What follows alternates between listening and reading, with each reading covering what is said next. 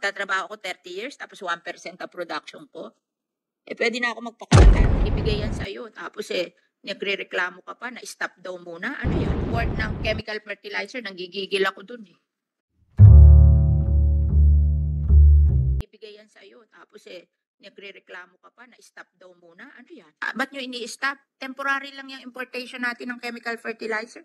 Dadating ang araw na tayo talaga ang gagawa ng sarili nating fertilizer at organic. Alam nyo, sa France, pinagbawal na nila chemical fertilizer. Oh, ano na sila? Ano tawag nila doon? Yung natural farming. Kasi daw, yung kinikita nila sa export ng kanilang produkto out of their chemical fertilizer, ginagamit lang nila para linisin nila yung ilog nila. Kasi napopollute ng chemical fertilizer yung ilog nila. Bakit pa nila ipopollute ang ilog? Magpapakahirap sila magtanim. Tapos lahat ng kita nila doon sa tanim nila, gagamitin lang nila para tanggalin yung pollution sa ilog nila. Pinagbawal nila ang chemical fertilizer. They're doing natural farming. Tinanong ko sila nagpunta ako doon ba't kayo natural farming? Kasi ma'am, nauubos lang ang pera namin, kalilinis ng ilog namin, lahat ng kinikita namin sa aming mga export, ginagamit lang namin para linisin ang ilog namin. Kasi yung chemical fertilizer, nakaka-pollute yan ng water. Tumutuloy yan sa ilog at napopollute ang water. So bakit natin gustong-gusto yun? Ba't gustong-gusto natin yun? Samantalang we can make our own fertilizer. Napakadali. Ang dali-dali gumawa. May trabaho pa yung mga tao kasi yung gagawa ng chemical, sa amin, araw-araw, nakasakay sa bisikleta, kinukolekta yung mga kitchen and garden waste na nilalagay lang ng mga bahay sa plastic, sa kanilang, sa kanilang fence, yung kanilang gate. Tapos yung aming trabahador, hindi nga sumasakay sa sasakyan nakabisikleta lang Kinukolekta every morning. Tapos, dinadala dun sa kanilang composting machine na barangay based. Alam nyo, yung aming composting machine na nanalo yan, binigyan ng Austria, the best sustainable practice.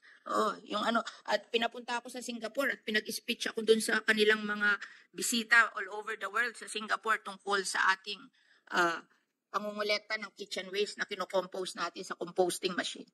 Alam nyo, ang isang composting machine can produce 1 ton a month. So times 12, that's 12 tons a year.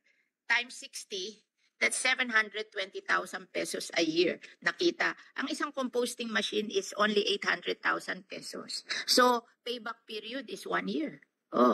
Mahal pa nga sa inyo kasi mahal kayong bumili kaya kayo 800,000 pesos. Pag ako bumili 500,000 lang. 1 year lang ang payback period. Di ba magandang negosyo yun? Diba? Walang negosyo na ang 1 year ang payback period. Walang negosyo na ganun. Kaya, mahalin nyo yan. I-promote nyo. At ako muntima, makakasave tayo ng 10 billion a year. Tapos mabibigyan pa natin ng libreng fertilizer yung ating mga farmer. Tapos mabibigyan pa natin ng trabaho yung nagagawa ng compost. Kasi 2 empleyado isang composting machine Okay, so you have to justify yung sinasabi nyo na 20%. Let's see it, di ba? Kung how you are developing. Explain nyo sa akin kasi mali yung sinasabi nyo Hindi naman tayo interesado doon sa ini-import natin kasi gusto natin, in the long run, kumonti yung import at lumaki yung local. So, wag nyo sasabihin na nakakainom ng milk ang mga tao. At saka yung imported milk, tingin ko, ang nakakainom noon yung may kaya, middle class. Ang middle class sa Philippines, 15% lang Ang lower class, 85%. So, gusto nating bigyan ng milk yung 85%, especially in the rural areas. Kaya nga, nung tinutulungan ko kayo mag-increase ng production, ginawan ko pa rin kayo ng market kasi noon, at the same time, ipinapasa yung masustansyang pagkain para sa DepEd. Nilagay ko doon na ang DepEd bibili sa inyo, doon sa inyong mga beneficiaries, yung mga para huwag na magsasabi sa akin na walang market, di ba? Kaya magko-continue sila at saka ang laking bagay para sa mga kababaihan kasi sila nag-aalaga. May kita na rin sila, hindi lang yung mga male farmers ang may kita. Meron na rin tayo mga female farmers na kumikita sa dairy. Yun ang gusto natin. Lumaki na yung kita ng ating mga farmer kasi nagkaroon na ng income yung kanilang mga asawa.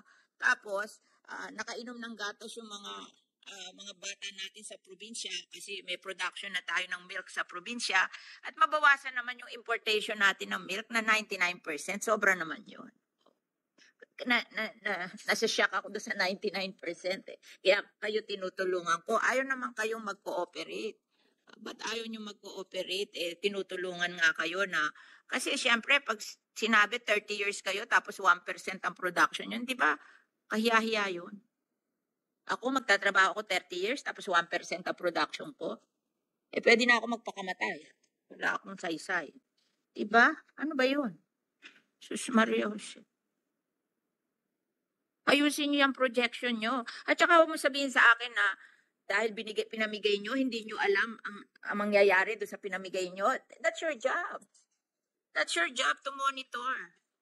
And to see if our development plan is maganda or pangit. Kasi kung pangit, papalitan natin. Alam mo, naisip ko lang yung yung model na yan kasi nagpunta ako sa Pagadian City. May isang barangay doon na binigyan ng OS8 ng baka, yung lahat ng mga asawa ng farmer. Tapos may processing plant sila doon sa isang tindahan nila doon, isang barangay lang sa Pagadian City. Tapos sabi sa akin nung co-op na may-ari ng processing, binebenta daw nila doon sa school, sa barangay, yung kanilang produkto. So sabi ko, ang gandang model, di ba? In fact, kaya yun ang ginawa kong model sa inyo, na mamimigay kayo ng 50 animal, isang processing sa bawat willing na mga co-op. Kaya sinisimulan natin yon. Kaya lang, gusto ko makita lang, ang tinatanong ko sa inyo, after 5 years, ano na ang mai-expect natin na production ng milk sa Pilipinas because of the model we are doing. Eh parang mali naman yung computation nyo. Diyos ko, after 5 years, 1%. Pag ganun ang mangyayari sa atin, mali model natin. Mali model. Kaya ayusin niyo yung model nyo kasi that's your problem. That's not the problem of the senators. We're just helping. That's the problem of your agency, Philippine Carabao Center at saka National Dairy Authority. That's your problem. Ay, bigyan nyo kami ng magandang presentation. Okay. So we'll go to the SRA. Siguro after mamaya mag-present kayo ng better, mag-usap kayo. Okay. We recognize now the SRA and question bakit nagsasara yung mga sugar mill? They are all closing one by one eh. Why? Okay, ma'am, as an example po, when pre-land reform, for example, there's a farm that I know personally. It was like 650 hectares. Pre-land reform po, in Negros, we were almost fully mechanized. And 650 hectares would produce about 60 to 65,000 tons of sugarcane. 20 years after land reform, it's down to 15,000 for the same tract of land. So, is the ratio per hectare? 1 hectare will produce how much? National average, ma'am, went down to 52. If you look at Negros alone, pre-land reform, ma'am, we were at 70 plus. So 70 metric tons per hectare? Yes, of cane yan, ma'am. Sugar cane po yan, ma'am.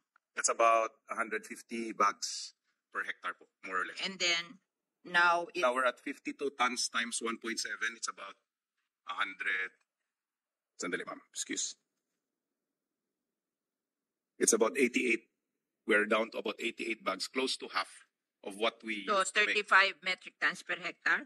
Hindi, we're down to 50 metric tons of cane, ma'am, per hectare, or about 88 bags of sugar per hectare. Sa ngayon po, ma'am, national average. Dati is 7. Dati it's about almost 150, ma'am. Ano? Almost 150 bags po. At the peak of the industry. Ilang metric tons per hectare? Bags is 150. Ilang metric tons yun? Sandali, ma'am. Parang hindi ata tama. 7.5 metric tons, ma'am. Per hectare? Yes po, ma'am. We're down to about 4.4. 4.4? 7.5. Ano daw ang cost niyan? Okay, when the land kasi, ma'am, was divided and given to the workers, there was no access to working capital. So he used to be a farm worker, then you give him land. He needs about, at the present, he needs about 150,000 to 250,000 per hectare. Farm nga tayo na But binigyan kayo 300 million a year eh. Kaso hindi nyo ginasta. Kaya naging kinat into half. In fact, into 25% dati 500 million. Yung 2 billion, naging 500 million. Ngayon lang itinaas uli ng 1 billion. Yes po, eh, ba't hindi ginawa? Before, ma'am, alam ko yung sa black farms nila, ma'am, parang utilized. Yung sa mechanization talaga sila, ma'am, na there was 500 million po unutilized every year po for 3 years. Bakit? The SRA, you're supposed to help the sugar farmers, kaya kayo SRA. Bakit hindi nyo ginamit yung 2 billion? Kaya kayo kinat kasi hindi nyo ginamit eh. yung Bakit? Ano reason doon? yung pagkaalam ko ma'am na yung importation po ng equipment binigay sa PITC po ng previous administrator for like 3 years po nakatulog doon. It's not that the government didn't want to yung implementation ang problema. Yes po ma'am. Yung PITC, alam naman ninakaw lang doon eh. Yung dinala sa PITC, why will you bring it to PITC? Yes po ma'am, yung sa ngayon po yung ginawa natin since August of 2022 po, SRA na mismo po yung nagbi-bid out ng equipment. So it's a lot faster and every time it is approved by DBM po, we bid it out. Hindi dati yung babae, yung galing sa NGO. Di ba ang unan yung SRA administrator during the time of Aquino is a girl na galing sa NGO? Yes ma'am, si Ma'am Gina po. Tapos pinaltan ng boy. Yes, yung